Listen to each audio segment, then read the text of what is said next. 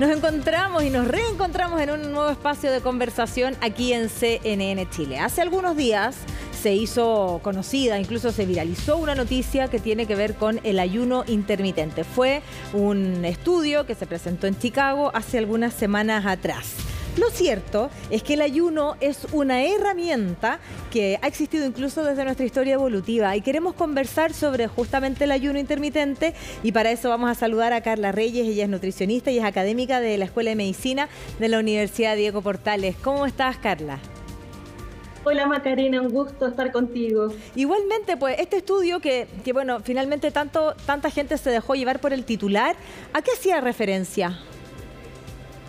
A ver, primero que todo, hay que hacer otras aclaraciones con respecto a ese estudio, ¿ya? Primero en el contexto en el cual se difundió. Este es un estudio que era un póster que se presentó en una conferencia en Estados Unidos asociada a la American Heart Association. Entonces, primero tenemos que hacer esa diferenciación. Al ser un póster, en estudio no es una publicación, ¿ya? Cuando es una publicación en un artículo, es decir, en una revista donde tuvieron que pasar por pares que verificaron la eficiencia, la eficacia, la validez de la metodología que se utilizó, es mucho más potente, ¿ya? Sin desmerecer, por supuesto, el estudio que realizaron, ¿ya? Otro punto súper importante que yo creo que se tergiversó un poco este estudio y se hizo hincapié en que lo primordial de ese estudio era el ayuno intermitente, lo cual no es así, ¿ya?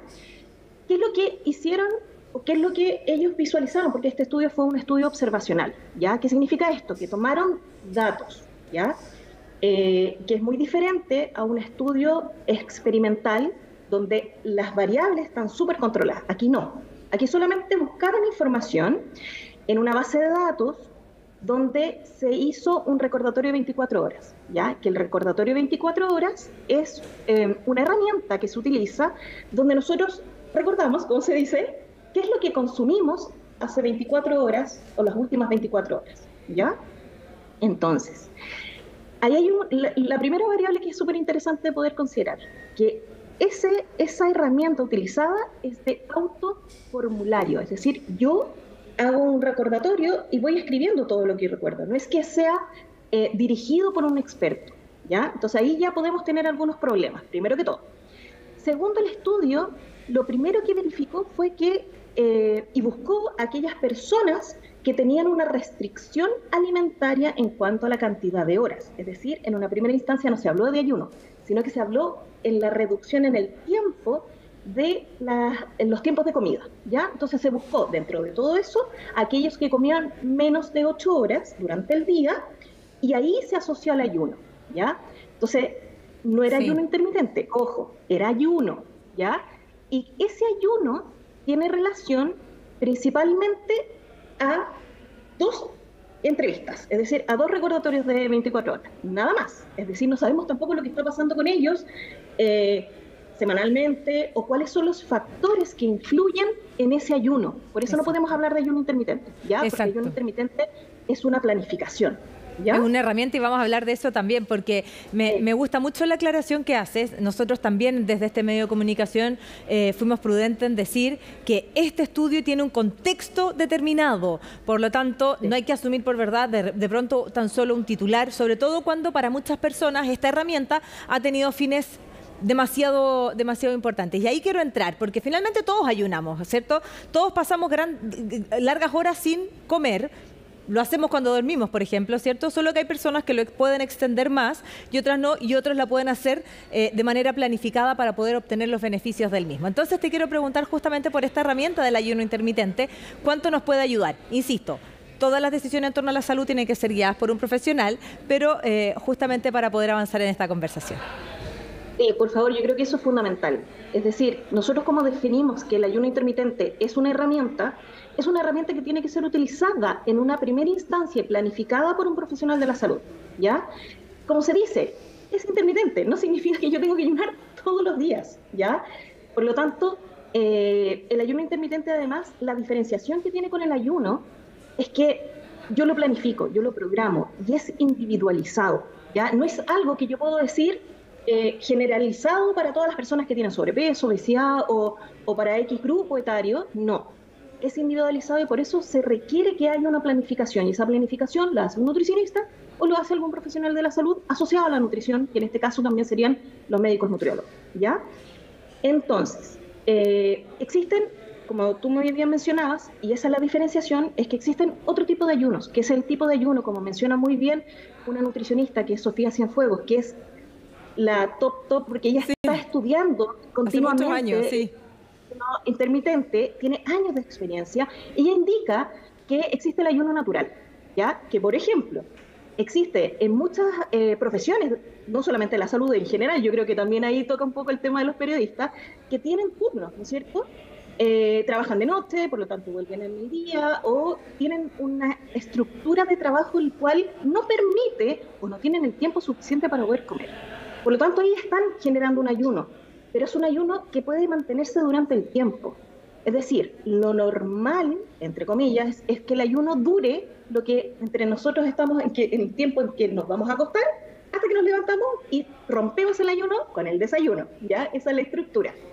Y que el desayuno, por favor, no es una taza de café ni de té, ya tiene que tener algún grado de nutriente intermedio que se asocia a que ya estoy rompiendo este ayuno, que es el alimento.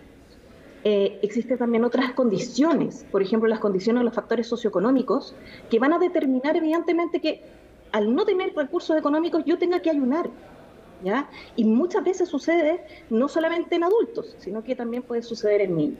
Ya eso es lamentable, evidentemente, pero estamos en condiciones de un ayuno natural.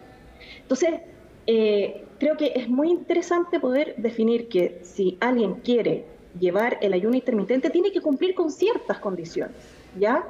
Condiciones generalmente fisiopatológicas. ¿Qué significa eso? Que tienen una patología de base y que requieren muchas veces este ayuno intermitente como una herramienta más para poder lograr la búsqueda de la salud, que no solamente está relacionado con el estado nutricional, sino que también, y eso es lo que se ha visto, que puede aportar a reducción de colesterol tanto total, el HDL, LDL, perdón, el HDL no, el LDL, otros valores, por ejemplo, como la insulina, se pueden mantener en mejores niveles. Exacto. Entonces, yo creo que es un poquito más profundo, sí. El ayuno intermitente no cualquiera lo puede utilizar también, por favor. Eso yo creo que también hay que tenerlo súper claro y dejarlo bien claro a la comunidad. Carla, me parece que coincidimos en que la medicina y la salud con eso no se juega y que son trajes hechos a la medida, no existe un estándar para cada persona. Yo te contaba fuera cierto, antes de empezar a grabar, muchas veces extiendo mi ayuno,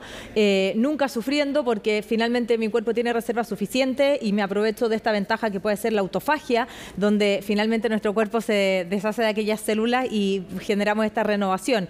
Obviamente tiene que ser guiado por un especialista, pero también tiene herramientas que pueden ser útiles para la salud. Y pareciera que se ha popularizado esto de voy a hacer ayuno intermitente, entonces dejo de comer una hora y rompo mi ayuno, que el desayuno no necesariamente es la primera comida, ¿cierto?, del día, con cualquier tipo de comida o producto comestible y no necesariamente un alimento. ¿Qué tan clave es que nuestra primera comida del día sea un alimento, no un procesado ni un ultraprocesado?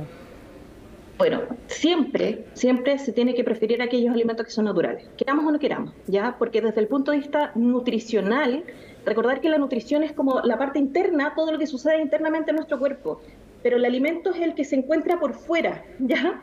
Por lo tanto, el escoger adecuadamente los alimentos, aquellos que tengan los nutrientes necesarios, que sean naturales. Cuando nosotros decimos alimentos naturales nos vamos más a la segura, ¿ya? Pero sí también hay ciertas características, y yo creo que también han habido algunos temas y que se ha utilizado mucho, es la utilización de batidos. Y se ha dado cuenta que hoy en día, ese es otro tema bastante en boga, que es muy distinto un alimento completamente natural al que ya ha tenido algún tipo de procesamiento, aunque sea también un procesamiento mínimo. Por ejemplo, en el caso de lo que te estoy mencionando, los batidos, que es mucho más básico. Si uno dice, quiero romper el ayuno, me hago un batido rápido y estoy lista, estoy con alimentos que son naturales y que son buenos, sí, pero se ha visto también que es muy diferente una fruta entera a una fruta en jugo, ¿ya? Entonces eso también hay que tener harto cuidado. Y el impacto en la glicemia también, vamos, este jugo de naranja en ayuna.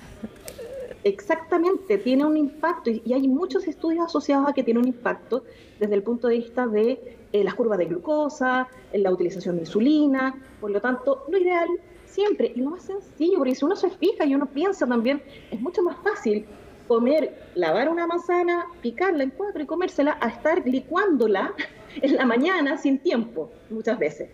Entonces, idealmente alimentos naturales, ¿ya? Y también tener cuidado, y yo trato de hacer mucho hincapié en eso también, en que depende de cada persona, ¿ya? Es decir, si yo doy una indicación a nivel comunitario, que tiene que ser natural, obviamente uno tiene que pensar también y conocerse cuáles son sus limitantes. Si yo tengo problemas, por ejemplo, desde el punto de vista de dislipidemias, que están asociadas a todas las grasas, y no solamente a las grasas, también a los azúcares, ya que los triglicéridos aumentan con los azúcares simples, tengo que conocer cuáles son mis patologías, si es que las tengo, o cuáles son los riesgos que yo pudiese llegar a tenerlos, para evitarlos, y así consumir aquellos alimentos que efectivamente sean mucho más ideales. En este caso, en general, nosotros, ¿qué es lo que decimos? Idealmente, el desayuno tiene que estar compuesto siempre por un lácteo, por fruta, por hidratos de carbono complejo, ¿ya? Pero ahí es el juego de cada uno de nosotros, dependiendo de nuestras propias características, ¿ya? Exactamente. Bueno, no nos queda más tiempo, pero sí coincidimos en algo, en lo importante que es empoderarnos de nuestra salud, tomar conciencia de que aquello que nos llevamos a la boca sí importa, no dejarnos llevar, ¿cierto?, solo por titulares y poder poner en contexto, ¿cierto?, la información que estamos recibiendo y, por supuesto, ¿cierto?, cuando mejoramos nuestros hábitos, nuestra alimentación, tenemos un impacto directo y positivo en nuestro bienestar. Me encantaría, porque es mi tema favorito, como es seguir conversando largo y tendido. Gracias, Carla. No, muchas gracias a ustedes. Un gusto, Macarena. Que estén muy bien. Igualmente. También les quiero dar una recomendación. En nuestro sitio web de futuro360.com tenemos cápsulas dedicadas a la ciencia en ti, donde hablamos de esto y muchos temas más. Así que la invitación ya está extendida. Y por lo pronto, sigan en la compañía de CNN Chile. Ya nos vemos. Hasta la próxima.